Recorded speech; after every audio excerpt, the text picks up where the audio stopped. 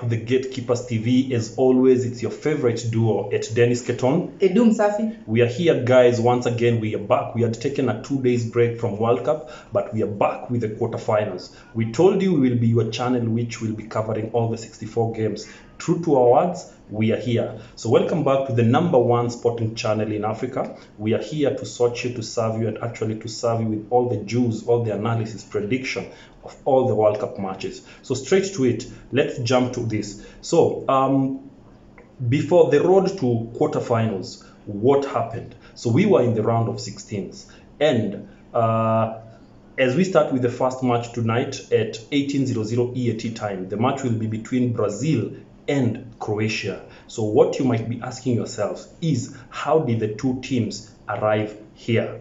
So Brazil, on their end, as you can see on their screen, they started their match with Serbia. They won 2-0.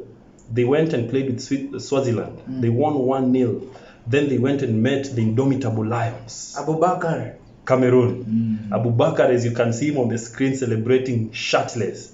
He never cared. He got a red card because of that celebration, but it didn't matter to him. They made a history as the first African team to have ever won against Brazil. So congratulations, Cameroon, but they bolted out.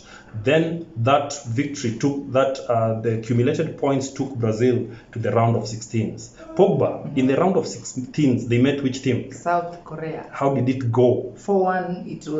It ended full time. Full time. Richarlison scored what a brilliant goal. Neymar scored his first goal in the World Cup, and they totally finished that game within the first 15 minutes. I believe the game was over, right? It was over before they even touched the ball. Before they even touched the ball. Good. Then on Croatia side, Croatia, how did they reach to the quarterfinals? Croatia is also, you can see on your screen. Croatia in this round of in their journey, they've actually had 2 draws, 0-0. Yeah, they drew with Morocco, right? Then the other team which they drew with was Belgium, right? Then they won 4-1 against Canada. It was Canada, right? Yes. So they won 4-1 against Canada. That cumulated points took them to the round of 16s. In the round of 16s, Pogba, they met which team? Japan. How did it go? 1-1. Another draw. Another draw. Then for the first penalty match in the World Cup this year in Qatar was that one. How did the penalties go, Pogba? And who was the man of the match in those penalties? Actually, Croatia won. The man of the match was their keeper. That boy was fantastic. Livakovic. Actually, if these people defend up to the 90th minute trying to take it to a penalty, don't accept it. It's a trap. It's a trap, yeah? Yeah, so guys, those were the journeys of the two teams to the round of 16s. But before we now start the official analysis on how we always do it, let me welcome Pogba and tell us where everything will be happening. Croatia against Brazil, ladies and gentlemen, happening at 18:00 hours. That means today. Tonight. Actually, Michael Oliver, we know him. Michael Oliver will be the center referee for this game. He's an England referee, right? From England, and the match will be played at Education City Stadium. The same city, Costa Rica were beaten 7-0 with Spain, huh? With Spain. So Croatia against Brazil. The predicted lineup for Croatia, possible lineup that is, Dominic Livakovic. They have a lot of Viches. So yes. We have Juranovic as the defenders, Lovren Dejan, Josko. Say that name slowly. Josko. Gravidiol. Guys, this guy, we famously refer to him as the Batman. Batman. He's a very enterprising, very nice centre back. Basically, he's 20 years old. Chelsea, we are scouting this player. He's a very good player. So guys, watch him out. Don't be surprised when you see him in Chelsea next season. Borna Barisic. He had an injury. He didn't play in the previous match because of a thigh injury. So he's officially making a comeback. Welcome back, Borna. Luka Modric, we're now in the midfield. Luka Modric. In fact, Croatia has one of the best midfield. If you look at that, the three players at the center, in the midfield, name them, Pogba. Luka Modric, the creativity man. The golden boy in 2018 World Cup, by the way. Marcelo Brozovic. Marcelo Brozovic, we all know him. Mateo Kovacic. Okay, Chelsea favorite midfielder. Andrej Kramaric, now we are forwards now. Kramaric, we all know Kramaric, guys. Bruno Petkovic. Petkovic. And Ivan Perisic. Ivan, of course. Ivan is the guy who scored for them that equalizer against Japan. Against Japan, right? Yes. And he's now their Croatia's top scorer. Definitely. They are not really top scorer. They are tied. They have tied as top scorers with Devoshuka. So if he scores tonight, he topples. He does what Giroud has done in France to overtake Thierry Henry. Nice. Yes. On the other merciless side, merciless team, Richarlison will be leading the front line. Actually, let me start from the back. Alisson will be the goalkeeper. Alisson Baker. They're always point of choices in terms of keepers. Is it Alisson or is it Ederson? Then defenders, we have Eder Militao. Militao.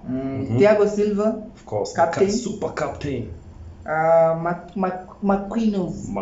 All the way from PSG. All the way from PSG, right? Very impressive player. Then we have Danilo. Danilo was injured, but now he's back. Remember, Brazil has been playing without a real left back because Alex Telles got an injury. Danilo had gotten an injury, but he's back. So welcome back. They have been playing without a real left back. Left back. And they've been winning. Of course, these are your guys. Now they have the real left back. Now the On the midfield, Lucas Paqueta, the guy from West Ham, he scored a goal, by the way, and he did that jig, the samba dance, which I don't know why some people have issues with Brazil dancing, but Croatian coach, together with Modric, they confirmed that they don't have a problem. So guys, we will give you our take as the gatekeepers on the samba dance later. Alongside Casemiro. Of course. Manchester United, I know you are happy. Talk to me. But you are losing thoroughly in your friendlies, but it's okay. Then going forward, we have Vinicius Junior from Real Madrid. Neymar is back, by the way, after that foot injury, so he's officially back. Rafinha doing impressive things. He did score in the last match, but according to me, he was my man of the match. Yes. Richarlison, the main man. Imagine keeping a clean sheet. Actually, injuries and suspensions, we have Borna Sousa, who virus. He has a virus which is unknown. Then these ones are from Croatia. Yeah. Then you have Stanisic, also unknown. Then on the other merciless side, we have Gabriel Jesus, that's the Brazilian side. Yeah, by then he underwent a successful surgery, so tentatively, let's see how it goes. God willing, by maybe the end of December or maybe early next year, that's when he's expected back. But the knee surgery went on well. Alex Telles, knee injury. Alexandro. Sandro. Groin injury. Sandro, by the way, I hope he should be back because he should be back in training. But let's see what happens, right? So basically, that's the news about the two teams, yeah? So guys, those are our predicted lineups. Anything can happen, anything can change. But what we can assure you that cannot change, Richarlison will be the striker. And of course, the midfield of Croatia will not change. Brozovic, Modric, and Kovacic will still remain constant. Definitely. So guys, let's jump to this match. So historically, the two teams have been meeting, of course. So the last friendlies which they met, of course, Brazil did the justice. I think the last time they met was sometimes around 2017. Brazil won 3-2. Brazil has been having a good record against Croatia. So they have been winning here and there. So Croatia, on the other hand, I will say that them being here as 2018's runners-up, as we told you in the previous videos, they feel motivated and they feel like they have a point to prove. But up to now, the way their journey has been, it's been mixed reaction. Yeah, mixed reaction. I feel like they have not met a real challenge up to now, but now they are going to meet now a real challenge for them. So let's see how this will go. For me, I feel like this is the time whereby they need to be careful because I feel like they don't have that much of a lethal attack. They have a good midfield, but attack, it's kind of doubtful. Defense, they have a good defense because so far they have kept 2 clean sheets, which is awesome. But then, of course, we saw what their keeper Livakovic did on the penalties. Yeah, he was impressive. He saved 3 penalties. That is impressive. Not many keepers do so. Yeah, but it is what it is. On the flip side, on the other side, you find that Tite's team. Tite is super prepared. Tite is super energized. Tite believes that this is the year that Brazil can secure the World Cup again. And we saw the celebrations which these people have been doing. Guys, no offense, people like Gary Neville have their opinions and other guys about the dance or the celebration. But I believe this is the time we talk to you about our field. Brazil as a samba nation is a nation which has a culture, a tradition of dance. That's how they celebrate their culture. So for me personally, I don't feel there's anything offensive for you to just showcase your culture on a big platform like the World Cup platform. So if people are taking offense of that, sorry. But this is something which I would want to continue. You score, you celebrate, you do some jigs. We love it. It is what it is. We saw Richarlison teaching the veteran Ronaldo Rosario how to do the jigs. Yeah, if we get the clip, we'll share it with you on the screen. But it is what it is. So let me keep calm on that. But Pogba, do you have an opinion on that dance? Should they stop or should the dances continue? No, football is a form of entertainment. And with that means you have to display everything, your culture, everything, as long as you are enjoying. If you enjoy, we are also enjoying. So people should be led to do whichever kind of celebration they want to do, even if it's their culture or what. So I'm just fine with that. So they should leave Brazil alone. True, as long as those celebrations are not offensive, like the Nazi celebration. Definitely. But good, choreographed and well-intended celebrations need to be embraced and needs to be actually condoned. But it is what it is. So tonight's match, I feel like it's official. We must have one person qualifying to the semifinals, right? So Pogba, talk to us. Who do you think is going home? I'll go straight to the point. This one, Brazil against Croatia. Croatia are fond of drawing and going to the penalties, but this time round they are meeting a team which is very good at striking. They are very little. They are like snakes, the black mamba, very little. So this one, the game will be done, deal and done by, let me say, first half, 2-0 in favor of Brazil. Then second half, at least 1-0 from the other side. Actually, the game will end 3-1 in favor of Brazil. 3-1, yeah? That's a straight shot, huh? So for me, I feel like tonight is the night where Tite are going to get their first real challenge. Because I feel like when they met South Korea was kind of tired, exhausted, and they were not ready for them, but it happened. Right now they're getting a Croatian team which has a history, a team which I believe they're ranked top 10 in the FIFA ranking. So they are equal matches, equal opponents. So I feel like this is an equal match for Brazil to showcase what they got.